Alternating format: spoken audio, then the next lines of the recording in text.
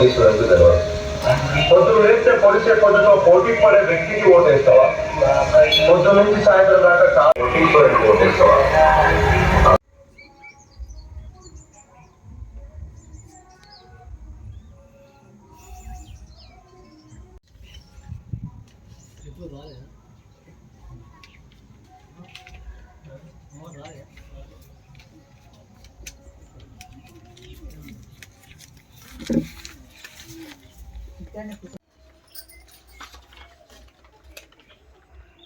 BJP party బలపరిచిన అభ్యర్థిని చీరాల లక్ష్మీ రాంబాబును.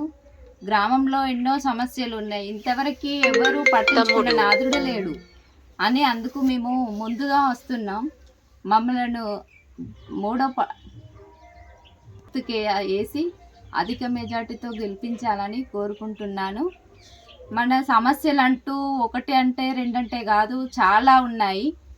ఒకటి కోతుల విడత. మేము ఏ ఇంటికి వెళ్ళినా కూడా ఎక్కడ చూసినా కోతుల భయానికి భయపడుకుంటూ అటు ఇటు పోతా అంటే వాళ్ళు అంటున్నారు, అమ్మ మేము ఇలాంటి పరిస్థితుల్లో మేము ఉంటున్నాం. ఎవరింటికి చూడు మెస్ డోర్లే, ఎవరి తలుపులు కొట్టినా కూడా ఎక్కడో ఉంటున్నారు. ఎవరైనా ఏందమ్మా డోర్లు పెట్టి తీస్తలేరని అంటే, అమ్మ కోతుల కోసం మేము మస్తు బాధపడుతున్నాం, మాకు చేతులు ఇరిగినాయి కాళ్ళు ఇరిగినాయి అని అందరు చెప్తాళ్ళు. అయితే మేము కొండెంగం తీస్తామమ్మ అంటే, ఎందుకమ్మా ప్రతిసారి ఎలక్షన్లు అప్పుడే అంటున్నారు అంటాళ్ళు.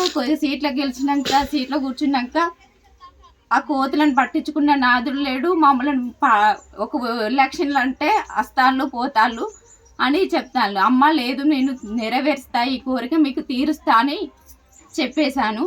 అలా వెంటనే కొండెంగను కూడా తీసుకొచ్చాం. ఒక్కొక్కరు అంటారు కదా, కొండెంగని తీసుకురాగానే కోతులు పోతాయి అంటే, మనం చేస్తేనే కదా పని అయ్యేది అని నేను ఒకడ అన్నారు అని చెప్పేశా. ఇంకోటి మా హనుమాన్ టెంపుల్ దగ్గర వాటర్ ట్యాంక్ ఉంది, అది శిథిలా వ్యవస్థలో ఉంది. అది ఎప్పుడు ఏమవుతుందో తెలియదు, దాన్ని పట్టించుకున్న నాదుడు లేడు. ఇటు హనుమాన్ టెంపుల్ నుండి ఒడ్డర్ కాలనీ అటు వేన్ సైడ్ దగ్గర పోయే బాట కూడా ఉంది. మాజీ సర్పంచ్ ఉప సర్పంచ్ దానికి బాటకు మట్టి పోసిన అన్నాడు. ఒక్క ట్రిప్పు పోసిండో లేదో కానీ అన్ని గుంతలు కనీసం నేర్పని కూడా నేర్పలే.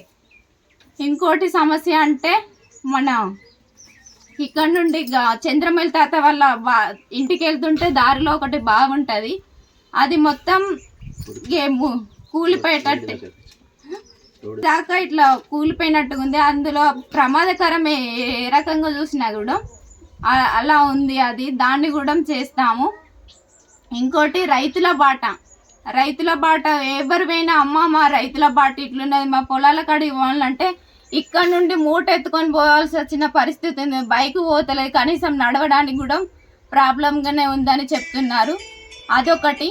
ఇంకోటి కార్మికులు మన ఎవరి ఇంటికి పోయినా కూడా, అమ్మ మేము అప్పుడు బీడీలు చేసిన వాళ్ళకు కనీసం మాకు 2000 ఇచ్చేది లేదు. ఎవరింటికి పోయినా 300, 800, 700 వస్తానే, అమ్మ మాకు 2000 ఇచ్చేటట్టు అన్న చూడరాదండి అని చెప్తున్నారు.